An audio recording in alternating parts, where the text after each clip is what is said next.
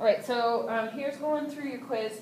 I'm not going to write out everything because it's 7 o'clock on a Friday afternoon now. So I'm just going to kind of show you this. You can print it out yourself. You can compare it to your own quiz as well. And I'll just kind of work you through the steps.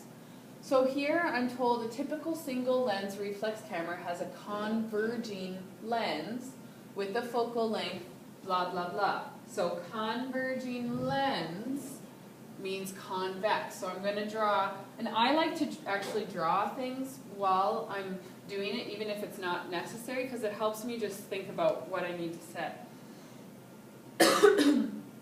Okay, so even without doing it algebraically, I would know that I'm going to make an inverted image, okay, because it's going to be on this side.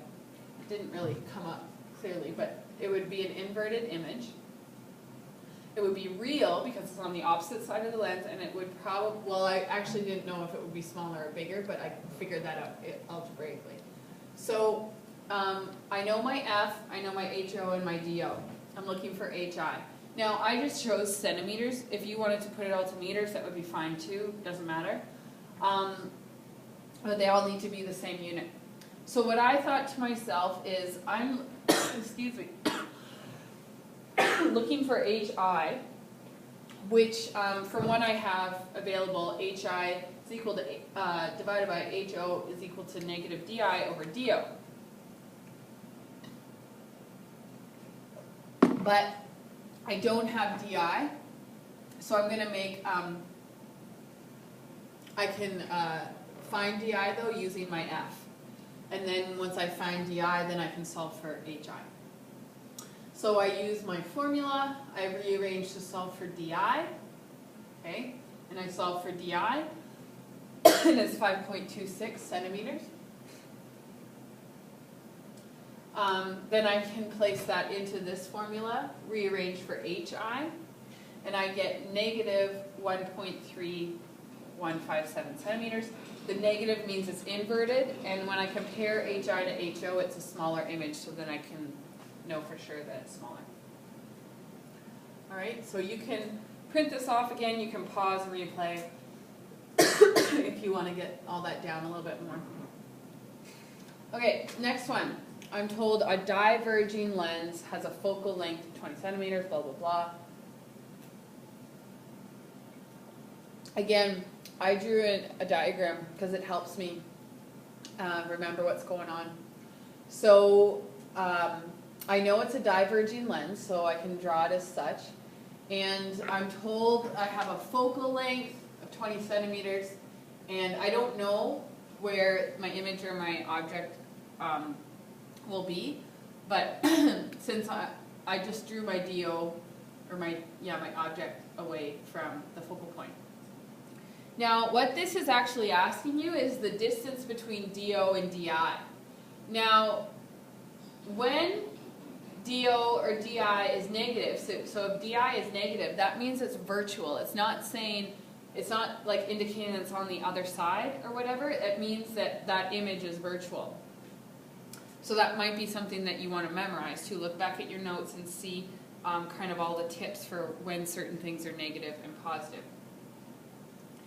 Okay, so what do I need to figure out here? I need to calculate the distance between DO and DI. So I'm looking at the difference between those. So I need to find both DO and DI, okay?